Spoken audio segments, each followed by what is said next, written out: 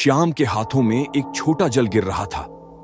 वह यह समझ नहीं पा रहा था कि यह वास्तविकता है या कोई भ्रम। चारों ओर गहरा सन्नाटा था और अंधेरे में घिरी उस पुरानी हवेली की ओर उसकी नजरें टिक गईं। लोगों का कहना था कि वह हवेली शापित थी और जो भी उसके अंदर जाता वह कभी लौट कर नहीं आता। गांव में वर्षों से यह चर्चा थी कि उस हवेली के पास एक पुराना कुआं है जहां कई लोगों ने अपनी जान गंवाई थी। कई लोगों का मानना था कि कुएं में कोई अनदेखी शक्ति है जो लोगों को अपनी ओर खींच लेती है, लेकिन कुछ लोग इसे महज अफवाह मानते थे। एक शाम श्याम अपने दोस्तों के साथ उस कुएं के पास गया। दोस्त हंसी मजाक कर रहे थे, लेकिन श्याम को अजीब सा एहसास हो रहा था।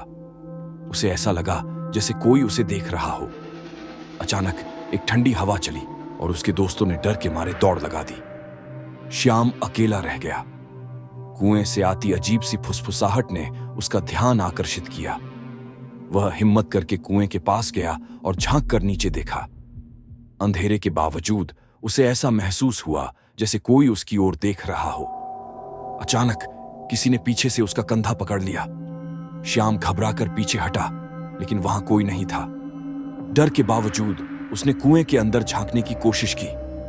तभी कुएं के पानी में हलचल होने लगी और उसमें एक परछाई उभरने लगी।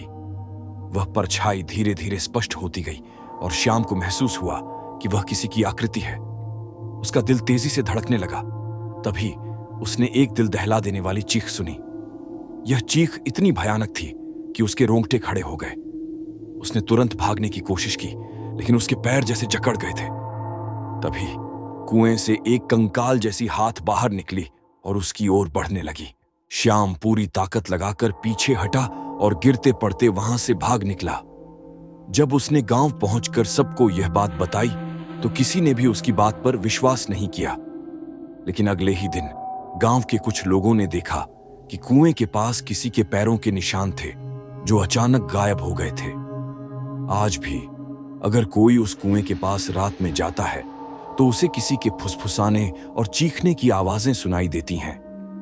लेकिन किसी ने अब तक यह नहीं जाना कि उस कुएं के अंदर आखिर क्या रहस्य छुपा है।